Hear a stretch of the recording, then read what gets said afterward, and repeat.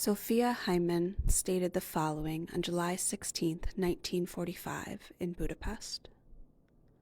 I moved together with my parents into a Swiss-protected house. We were able to live there only for a short time, when my brother and I were taken to the railway station and put into a wagon. Of course, we took very little with us. We could not have carried much anyway. During the journey, which lasted a week, we were given no food.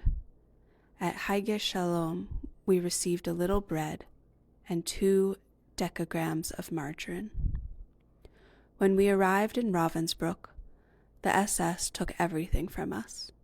We even had to hand over our clothing, and were given lice-infested things instead. We lived in tents for 10 to 12 days.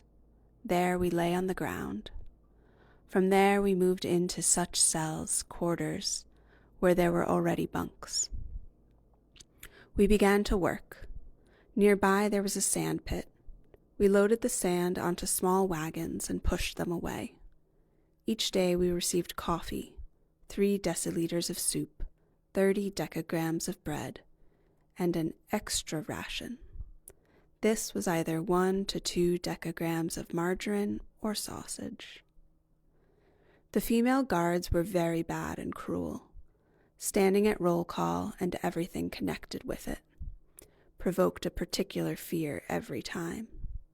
In the cold, we had to stand outside for hours, in addition to the heavy work. After some time, there was a selection for transport. We were given short little coats. Some were warmer, others thinner. Everyone received whatever happened to be left. They took our trousers away. In this way, we came to Penig. There we worked in a factory, alternating in 3 shifts.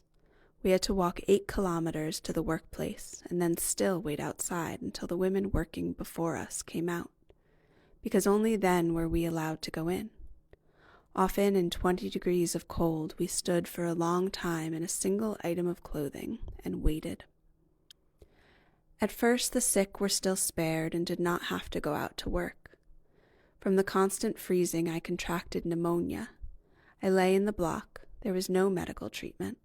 My food consisted of 2 deciliters of black coffee, soup, and 10 decagrams of bread. When the Americans were already very near, the SS fled with those who were healthy. They threatened us with volleys of gunfire, but they did not carry it out. They did, however, leave us behind without a single bite to eat. Fortunately, this situation did not last long, because shortly afterwards the Americans liberated us. We went to the hospitals in Altenburg. Everything necessary for our recovery was available there, and we were well again by the time they sent us on our way home.